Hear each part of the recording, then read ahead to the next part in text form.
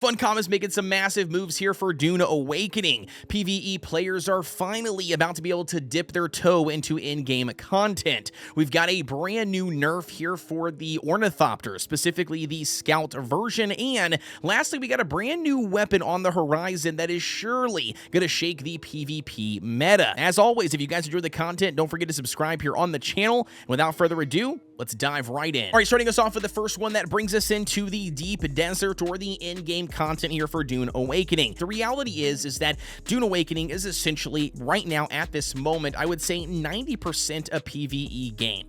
You will eventually hit a point in the game where the resources that you need in gear, or a tier of gear that you need, is going to be farmed out of the deep desert. And the deep desert zone is a full-on contested PvP zones. And if you are a PvE player, it's not fun. With that being said, Joel has finally come out and said something publicly here about this. Joel basically states that their entire game plan was around the Lance Rad, and that's what they envisioned for the game. That's really what they want to stick to, and I do think that they're still trying to stick to that as much as possible. Joel did come out and state that, because of all of this feedback and, everything that has happened recently about, for Dune Awakening, is what they are going to be now implementing as partial warfare zones, or essentially PvE zones now within inside the deep desert. Joel does clearly state here in his response that there will be partial warfare areas. However, the deepest parts of the desert will stay as full PvP.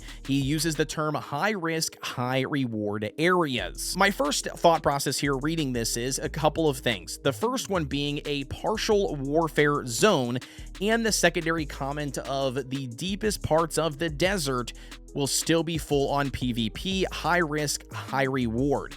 This makes me think and wonder, are these partial warfare zones that are going to be PvE now, right, friendly, are they going to be accessible from outside of the deep desert without any PvP interaction? Or will players have to adventure through PvP-enabled zones in order to reach these partial warfare or these PvE areas? Now, the reason why this is important is because I don't necessarily think that's going to fix the problem, because if they have to travel through PvP zones, that's going to be where the trolls are going to sit. That's where the new fighting areas are going to become, right? That's going to be the new battlefields, essentially, for these PvP players who want to fight PvE players or helpless PvE players. That's going to happen. Like, that's a guarantee going to happen in a game like Dune Awakening. Obviously, we don't know at this point, but that's going to be a big concern of mine. Secondly here, with the last comment of high risk, high reward, the deepest parts of the desert are still going to be full on PvP.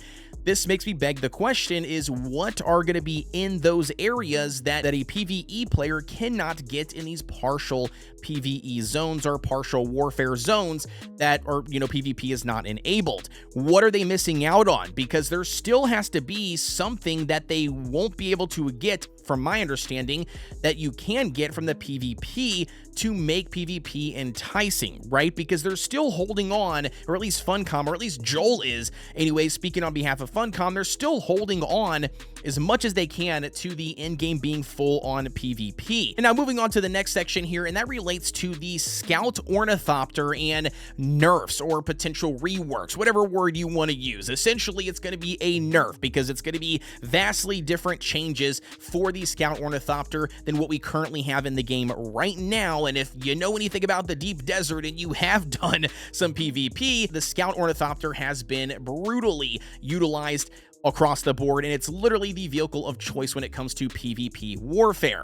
Essentially, people are utilizing the Scout because it is the fastest as of right now. It's got the highest mobility, so you can dodge a lot of different attacks and different things. You can run down anybody else that's in other vehicles, and lastly, it holds an absurd amount of rockets here stored on it that you can then just, again, simply shoot your enemies out of the sky with ease, or from above with ease. Well, again, stated from Joel, well, some changes are going to be incoming here for the Scout that are going to drastically change potentially how the PvP zones are handled. So the first big change that Joel states are Scout Ornithopters with rocket launchers attached will have their speed maneuverability reduced. So that's a huge W right there. If they are looking to change that meta up, this is going to drastically change the, Scout rocket launching, combo that basically everybody's using once you get to that point in the game.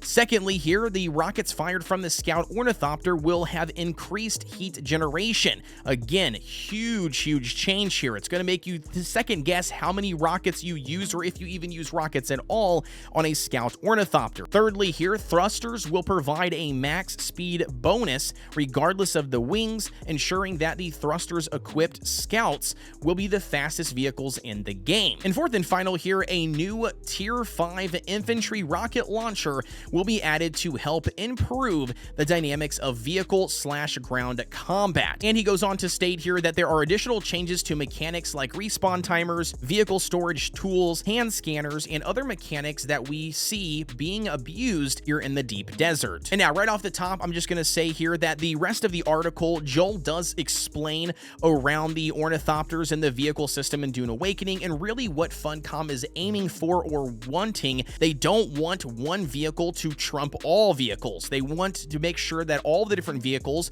can be utilized strategically in different ways, and doing so will obviously give you the leg up, or obviously give the enemy a leg up according to whatever they're strategically planning with their vehicles. All right, so that's essentially the groundwork or foundation that he is aiming for, and I do agree. I think that is a very good way to look at this, and I think it's a, every developer's dream to have it to be, balanced, and obviously every vehicle or every item in the game utilized. But in my opinion, that's not reality, right? I think more often than not, especially any game that has any sort of PvP, there will always be a meta strategy that is developed and then obviously abused by the masses until the developers come behind, fix that, whatever it is, or rebalance that piece, and then once again players will discover another meta, and it just goes on rinse and repeat, right? So that's my personal opinion when it comes to all of this stuff. But I will state, as a player here for Dune Awakening and all of the stuff that I have seen from the deep desert, it looks like it's going to drastically change here for PvP.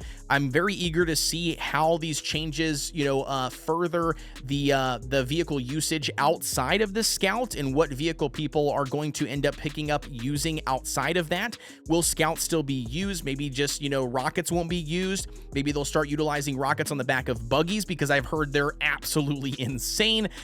So again, I'm very eager to see this, and I do think that having the different variety of vehicle usage and reasons to use those vehicles is going to be huge here, and I definitely think that's a big W for both sides, PvP and PvE. And then also speaking here to the awesome new item we're going to be getting, which is a handheld rocket launcher. I think Joel's whole perspective here, or reason behind this, as they mentioned, is they're trying to close that gap between all of the battle or warfare or PvP side of it being in the air, and instead they want to try to balance that out again, having some air combat, some air battle, but then obviously on the ground. Having a handheld rocket launcher would allow players to shoot planes out of the sky, or any vehicle basically for that matter, to get people more on their foot, maybe into more close quarters combat, maybe even some melee combat. So it's going to really depend on the gameplay, how much it costs to build it, how easy it is to target stuff, can they dodge it, there's a lot of different things that's going to come into play. In general here though, as a content creator for Funcom, as a content creator in general for survival crafting games,